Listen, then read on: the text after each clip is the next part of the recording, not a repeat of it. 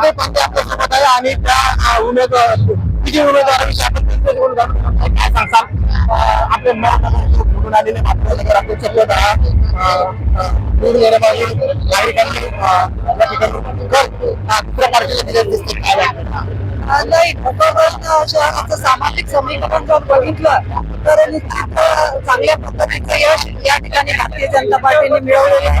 आज 9 नगरसेवक हे भारतीय जनता पार्टीचे निवडून आलेले आणि नगरसेवक जवळपास काही नगरसेवक 600 मतांच्या अंतराने निवडून आलेले. त्यामुळं निश्चित या ठिकाणी भाजपाने प्रगती केलेली आहे. पूर्ण ताकदीची निवडणूक लढल्या गेली आणि लागलेला जरी नगराध्यक्ष येऊ शकला नाही तर ते सामाजिक समीकरणाचा भाग झाला. पण भारतीय जनता पार्टीची ताकद निश्चित भोकरदन शहरात वाढली. नगराध्यक्ष पद पोहोचण्यामध्ये काही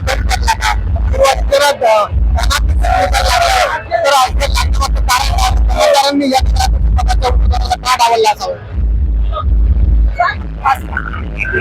पदाच्या उमेदवाराला का डावलला असावा अनपेक्षित नाही, पण अगोदरच सांगितलं की भोकरदन नगरपालिकेची निवडणूक ही सामाजिक समीकरणावर चालती आणि त्यामुळे नगराध्यक्ष पदाच्या उमेदवाराला डावललं असं म्हणता येणार नाही.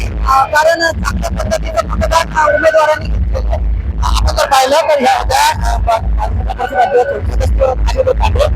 माजी मुख्यमंत्री रावसाहेब ठाकरे यांच्या धर्मपत्नी आपल्यासोबत आहे. ताई, काय सांगसाल? गड आला तर सिंहगड अशी परिस्थिती झाली. काय वाटतं? आज नगर परिषद निवडणुकीमध्ये 9 सीटा आपले नगरसेवक पदाचे आले आहे. मात्र नगर अध्यक्ष पदाचा सीट या ठिकाणी पराभूत झालेले. काय वाटतं? तरी माझ्या शहरामध्ये नंबर 2चा पक्ष झाला आणि थोडा जातीचं समीकरण असल्यामुळे आम्हाला फक्त 600 मतांना पराभव करावा लागला.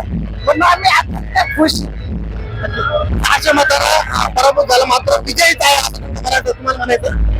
600 मतांना विजय पराजय झाला मात्र विजयीच आहे असं तुम्हाला म्हणायचंय ना? म्हणजे विजय सारखंच जातीय समीकरणामुळे राजकारण हे सर्वच नाही झालं. नक्कीच आपण जर पाहिलं तर माझी मुख्यमंत्री यांनी सांगितलं या शहरामध्ये जातीय समीकरण असल्यामुळं नगराध्यक्ष पदाचा उमेदवार आमचा निवडून आला नाही. मात्र 9 नगरसेवक या ठिकाणी निवडून आल्यामुळं आजही आमचे भारतीय जनता पार्टीच्या बाजूनं मतदाराचा कल असल्याचं देखील यांनी यावेळी सांगितले. सोनाची चौकांचे story.com जालना.